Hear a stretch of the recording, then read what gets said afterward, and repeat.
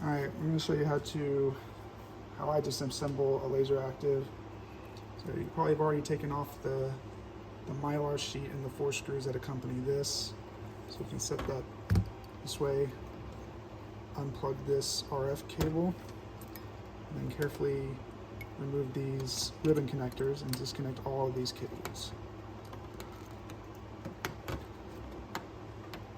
Sometimes it helps if you have a small flathead screwdriver. If you can get one of them up, you simply pry up here, then get your screwdriver in there and kind of rotate it to get it the rest of the way.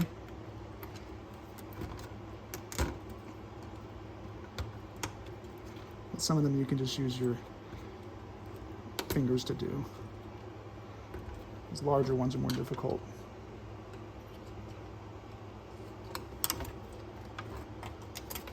Okay, so that board's done, out of the way. All right, so next we want to remove the clamp bar.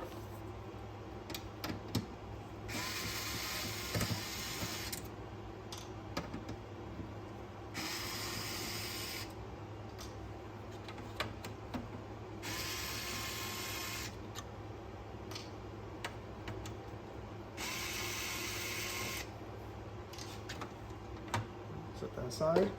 And you want to take off these two large screws back here that are the tray stopper screws.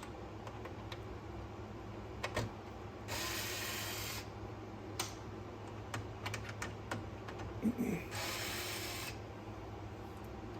then we want to move the tray out. So if you can't power it on and get it out, there's a pulley up front. Rotate it clockwise until the tray starts to move forward. And gently push out. And because we moved those tray stopper screws, we just depress this little thing up front and pull it the rest of the way out. Just like that. Okay. Now's a good time to remove the back panel. So take note of this screw right here. This one has a different thread.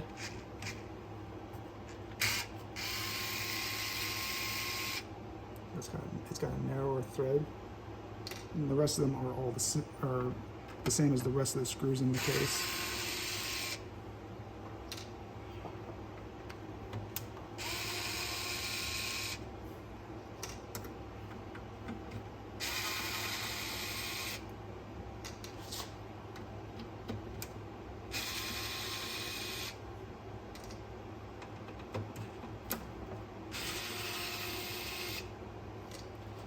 Okay, with that done, you can gently lift up a little bit and then fold it back. But we gotta look out for this blue cable right here. It's secured with a kind of a twist tie thing, but then there's also a small clip that it also goes through. So you'll just want to use some kind of pliers or something to gently open that up so you can get the wires out.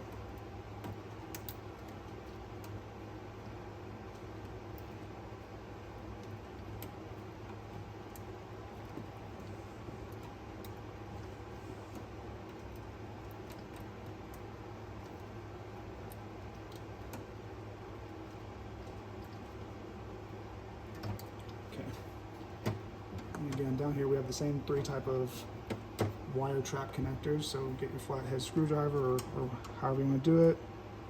And start working those out. And kind of lift up a little bit to get under there. So there's that one.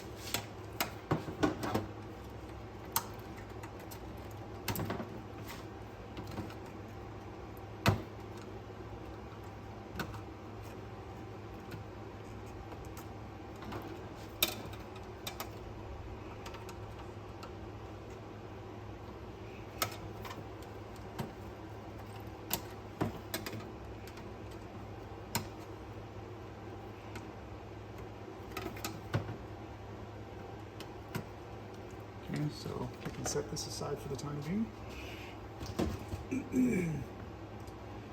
Now is probably a good time to remove the carriage assembly.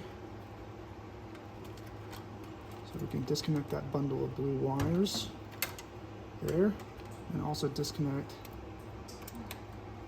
this flat flex cable here.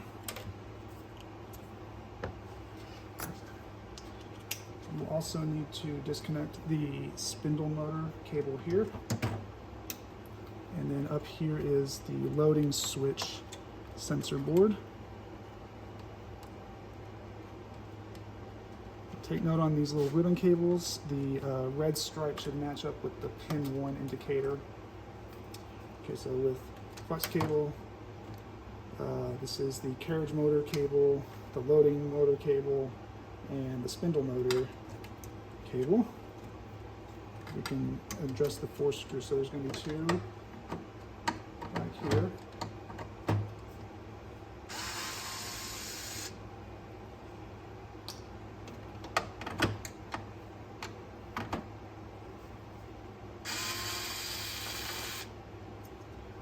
And then there's 2 up in the front. And one you'll need a very long screwdriver to address. Preferably magnetic.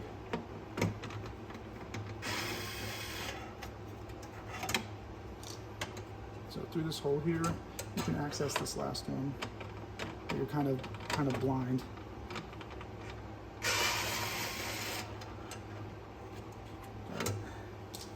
All right, and then we just lift it out. You can see that this cable comes along with it. Set that aside.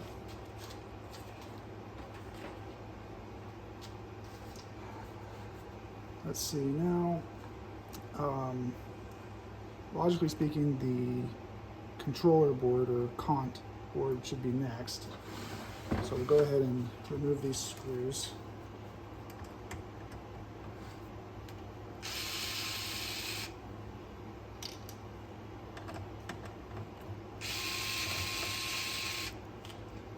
But before we go through with that, we need to unfasten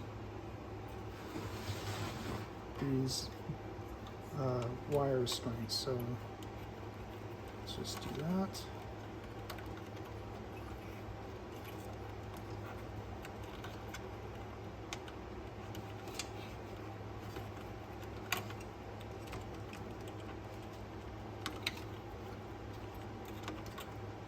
And then this ribbon wire here also comes down here and connects up here to the front. So we've got to undo the wire restraint here. Okay. This thing is very dirty. And then we got another restraint here, a ferro, I think. Just gonna remove that. I like to set that one aside. And then we just try to get this. There's another one of those little wire track connectors up here at the front. So you get that, and then just slide it out. Okay. Set that there. I'm gonna rotate this back around. Okay, so right here is where we're going to lift up. Now I have like a spudger. You can use a screwdriver tool. You can get in there and just kind of rotate. And there's 2 things. So I'll use a screwdriver instead. That's easier. So just like this. There's gonna be 2 slots between the 3 connectors here. So you can just kind of rotate up a little bit. Go to the other one. Rotate up. Just go back and forth. Be gentle with it. Okay. Okay, so that should start to come free, but then you have these other wire bundles here with these restraints. So we need to lift those up and then just start working these connectors off. Okay. I like to try to maintain the fold.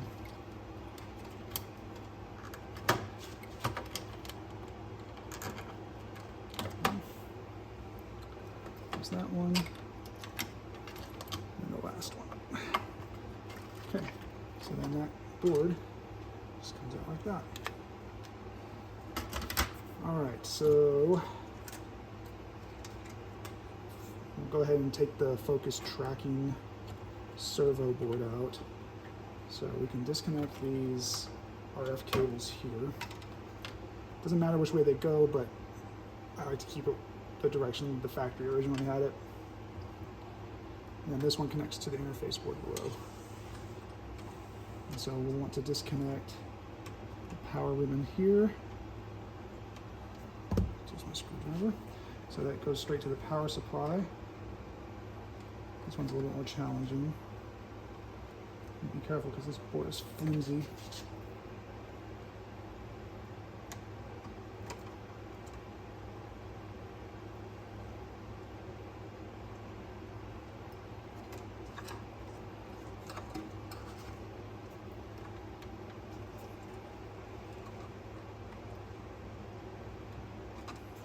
Got that. I'll just use my little screwdriver trick. Okay, we got that out. And then we just unscrew the 4 screws that are securing this one down. Almost to the end.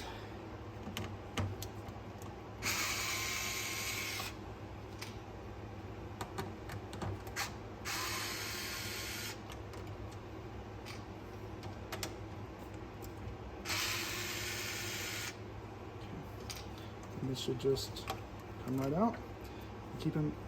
Pay attention how this cable is wrapped underneath. That's by design. So this little wire restraint folds underneath. All right. So finally, the interface board. This one's everyone's favorite. So you can take your screwdriver. This little blue connector down here. You just push down on the plate, and then you can pull these little ribbons out. Push down on the plate, pull out, done. This one, this connector, you can just set aside. That's for the big video board we took off first. And then we'll just get this interface board out.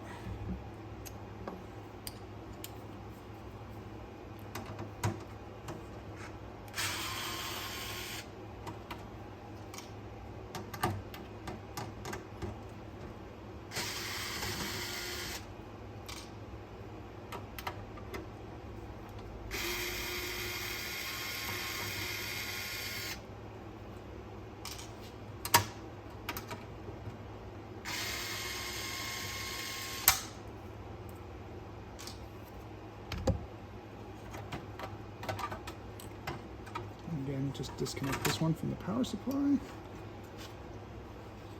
There's my screwdriver to get in there.